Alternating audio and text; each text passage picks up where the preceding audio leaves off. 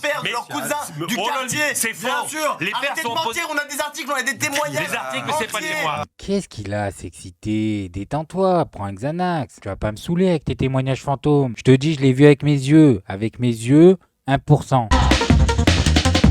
Bonjour à tous, j'espère que vous allez bien. Bon alors aujourd'hui les gars, je vais vous parler de ces news. Vous allez voir, rien ne va plus. On va voir ensemble que Jean Messia se fait pulvériser par Gamal Abina. Mais c'est pas ça l'important. C'est que sur le plateau de ces news, mais qu'est-ce qui se passe? Qu'est-ce qu'il se passe? C'est en train de glisser, c'est devenu Raslar et compagnie débridé, il n'y a plus aucune limite. Vous allez voir, c'est choquant. Mais avant toute chose les amis, n'oubliez pas de liker cette vidéo, c'est super important pour le référencement. Bon allez on y va, on se regarde ça ensemble et on réagit. Quand des faits comme ça se condensent sur une semaine, comment peut-on appeler ça des faits divers? Et je termine en disant que, à supposer même que ça soit un fait divers, rappelez-vous, les affaires du foulard de Creil, c'était un fait divers. Vous voyez bien que même... Voilà, il nous parle en fait encore et toujours de l'histoire de la femme voilée qui s'est fait virer de son emploi et qui a fait un TikTok. Ce mec-là, il aime trop les scandales. C'est incroyable, à chaque fois qu'il y a un scandale, il se pointe, il fait une cagnotte et il prend de l'argent. Putain, mais on est tous unanimes pour dire qu'elle a fait n'importe quoi. On est tous unanimes, de partout. À gauche, à droite, au milieu. Laisse-nous tranquille un peu. Même si on considère la théorie du fait divers, il y a derrière la théorie du chaos, c'est-à-dire un fait divers, il y a 40 ans, donne aujourd'hui le Capharnaüm islamique dans lequel nous vivons et qui nous menace tous les jours. Alors, et qui... Jean Gamal... Mais c'est un fou celui-là, il vient de nous sortir la théorie du chaos. Mais qu'est-ce qu'il a? C'est de la folie de dire ça, c'est de la folie les amis. En gros, il est en train de nous dire que si on laisse une femme voilée maintenant...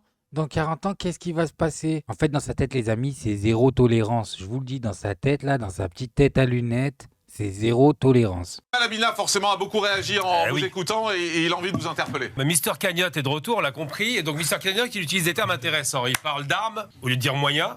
Il dit non, on a que ça pour se défendre. C'est bien passé pour les connaître, les armes. Il est méchant, Mister Cagnotte. On va se calmer un petit peu. Il est sans pitié en face. Sans pitié. J'aime ça, on applaudit. Donc, c'est pas parce que vous vous croyez important et intelligent que vous n'êtes pas un étranger, monsieur. Vous êtes né en Égypte. Donc, monsieur, vous êtes un produit d'importation alors que je suis né ici. On commence par le début. Non, j'ai mis Mister Cagnotte, je me moque. Un petit peu d'humour.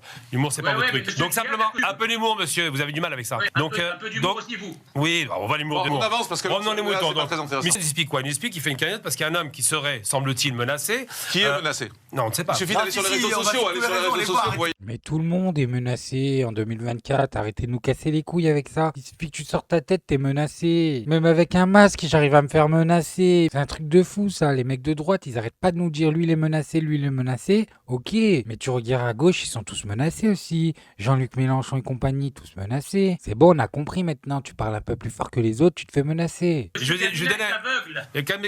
moi, à la sortie de cette émission, je vais être menacé de mort tout le temps. Comme d'habitude, chaque fois dès que je prends la parole en faveur de ce qu'on n'aime pas. Ah, regardez, lui, il s'en bat les couilles, il le sait très bien. Il y a des mecs, leur passion, c'est ils vont sur leur PC, ils menacent. On les connaît, les spécimens. Faut les ignorer, ces gens-là, les amis. Aujourd'hui, la problématique, c'est qu'en Angleterre, la question du voile ne se pose pas parce qu'il y a une tolérance, on parlait de tolérance tout à l'heure, totale. En Allemagne, ça ne se pose pas, il y a une tolérance totale. La tolérance, c'est de la soumission. Non, là, on est parti dans l'extrême. Incroyable ou pas? Incroyable. Mais les gars, on va se prendre une guerre à cause de ces gens-là. Il est en train de dire aux Anglais, ce que vous faites, c'est pas de la tolérance, c'est de la soumission. En plus d'être Raslar abusé, ça veut dire quoi? Ça veut dire que tous les Anglais sont soumis. Oui, ils peuvent mal le prendre, hein. Peut-être que l'anglais n'a pas la patience du français, les amis, faites attention.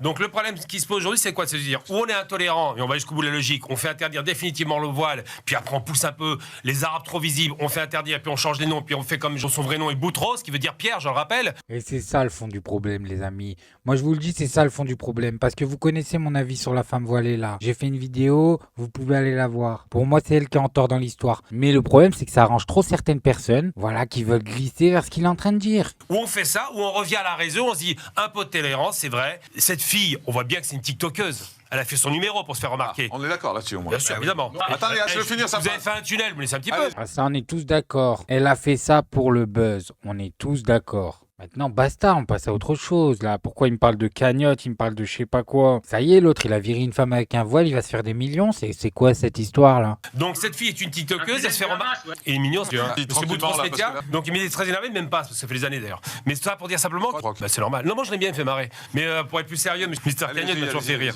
Donc je veux dire simplement pour être plus sérieux, c'est qu'effectivement, soit on est intolérant et on continue jusqu'au bout de l'intolérance et on fait interdire tout ce qui est signe religieux extérieur, comme la croix de mon ami Didier, ou soit on est toléreux, on se dit que sur la sphère. C'est incroyable l'hypocrisie, hein. C'est vraiment incroyable l'hypocrisie. Hein. On a ici un homme qui affiche sa croix et qui dit aux autres ne mettez pas le voile. Alors que le voile a moins une connotation religieuse qu'une croix, excusez-moi. Hein. Le voile c'est un vêtement. Public qui ne concerne pas la laïcité, on accepte effectivement tous les signes, parce que je rappelle qu'il y a des enseignes qui sont connues, je ne vais pas les nommer, qui reçoivent ces femmes-là. La tolérance, c'est de se dire qu'on doit accepter la différence. Et je vais dire pour finir mon propos que le risque de contamination, parce que c'est un peu une maladie maintenant l'islamisme, et en plus il confirme, Oui, c'est vrai. Le risque... Incroyable. Lui dit c'est une maladie de façon ironique, et l'autre il dit oui. Non mais on est dans South Park, on est où? C'est incroyable. Et en plus il lui redit oui derrière. C'est incroyable. Le risque de contamination, parce que c'est un peu une maladie, et en plus il confirme, c'est grave. Le risque de contamination n'existe pas. Moi j'en reviens pas, il y a quelques années c'était impossible de parler comme ça. Et maintenant les mecs ils parlent comme ça normal. Et je me dis mais on va où en fait? On va où? Une femme qui ne veut pas de voile le portera jamais, et celle qui le garde pas éternellement. Le phénomène 89 de Creil... Une femme peut être obligée de le porter sous la pression, et parce que dans son quartier, c'est mytho ça. Ça existe dans vos fantasmes, ça existe dans vos têtes. Ça n'existe pas dans la réalité. C'est même pas 1% des femmes qui mettent le voile. C'est ça qu'ils se rendent pas compte. C'est que vous êtes dans un fantasme. Allez sur le terrain. Les femmes que vous décrivez, c'est 1% des femmes qui mettent le voile. Et encore, je suis gentil avec vous. On a des témoignages, non, c'est faux. Sous la pression de leur père, de leur cousin, du quartier. C'est faux. Bien sûr. Les pères Arrêtez de sont mentir, on a des articles, on a des témoignages. Les articles, c'est pas des mois. Qu'est-ce qu'il a à s'exciter? Détends-toi, prends un Xanax. Tu vas pas me saouler avec tes témoignages fantômes. Je te dis, je l'ai vu avec mes yeux. Avec mes yeux, 1%. On a des témoignages entiers de femmes qui expliquent que sous la pression Monsieur Zemmour, calmez-vous. Les pères ne font pas pression. Je sais pas pourquoi il fait le nerveux celui-là, mais il faut pas qu'il fasse ça à la mauvaise personne, hein, parce que moi tu me fais ça de bon matin, j'ai pas pris mon café, je sais pas si ça passe, hein. Menteur, vous êtes un menteur. Il m'insulte. Oh, c'est bien sûr, sûr. vous êtes un Ne m'insultez pas, menteur. monsieur. C'est pas une Non, vous m'insultez, monsieur. Vous êtes ignorant. Vous êtes ignorant. Moi, je parle aux gens. Vous ne parlez pas aux gens. Donc les pères sont opposés 9 fois sur 10 au port du voile, parce qu'ils savent que ça va les exclure. Non, vous dites n'importe quoi, vous n'y connaissez rien. Vous êtes un menteur. Qui me parle? Vous dites qu'il n'y a aucune fille qui est forcée. La plupart. Quand elle vit dans une cité, il n'y a aucune fille qui est jamais forcée de mettre le voile. Regardez, il y a tout le plateau contre lui. Tout le plateau contre lui. C'est ça qui est incroyable. En 2024, le présentateur jusqu'au caméraman, jusqu'au mec qui ramène les cafés, ils sont tous contre un invité. Oh, faut vous calmer les amis, faut vous calmer. Ça n'existe pas. La plupart des filles, l'immense majorité des filles le font par conviction personnelle. Ces mecs-là, dans la réalité, ils sont minoritaires. Hein. Mais sur les plateaux télé, ultra majoritaires. Peut-être mais si vous voulez, il y a une pression. C'est une minorité infime. Une minorité infime. On va remercier Jean Messia. Vous voulez dire un mot, Jean, de réponse, et on vous remercie juste après. Allez-y. Oui, je compte évidemment sur tous les Français. La cagnotte est désormais en ligne pour tenir ce gérant. Je compte sur... Il nous vend sa cagnotte de merde. Oh là là. Incroyable. Il gagne sa vie. Attendez, mais ça fait mal à la tête. Il gagne sa vie en faisant des cagnottes pour des problèmes qui ne sont pas les siens. Je comprends pas le principe. Le mec, il vire une femme voilée et lui, il se dit, je vais faire une cagnotte. Et en plus, ça va marcher. Hein. C'est ça qui est délirant. Sur vous pour donner à ce gérant les moyens de refaire sa vie tranquillement et d'envoyer un symbole à tous ceux... De refaire sa vie tranquillement. Ça veut dire demain, tu veux refaire ta vie tranquillement? Mais t'as qu'à virer une femme voilée. Voilà. T'as Jean Messia qui va se pointer, il va prendre 10% de ta cagnotte, t'inquiète pas. Toi, tu vas finir à Miami, mon ami. Qui veulent dénaturer la France, et je vois que M. Gabina, qui me renvoie à mes origines dans une perspective un peu raciste, que par contre, la jeune fille voilée qui vit à l'islamique, elle est parfaitement française, et il ne faudrait pas l'envoyer à ses origines. Elle est trop noire, c'est ça. Elle est trop noire. On n'a jamais parlé des couleurs. Il parle parfaitement français. Merci Jean Messia, président sur Eduardo. Parfaitement français, ça veut dire quoi? Ça veut dire ce que ça veut dire. Hein. Quand il dit parfaitement française, ça veut dire ce que ça veut dire. Monsieur Gabala, c'est une sorte de Ben Laden de carnaval. Il a tenté une blague, les amis, il a tenté une blague. Franchement, elle pue la merde. Mais bon, bref, moi je voulais juste vous montrer ça. Maintenant, faites attention à vous, faites attention à ce que vous regardez. Likez, abonnez-vous et n'oubliez pas le petit com qui fait plaisir. Et tout gris, et tout petit poney, tu gambades dans les prés sans te soucier du temps qui passe, petit bonhomme.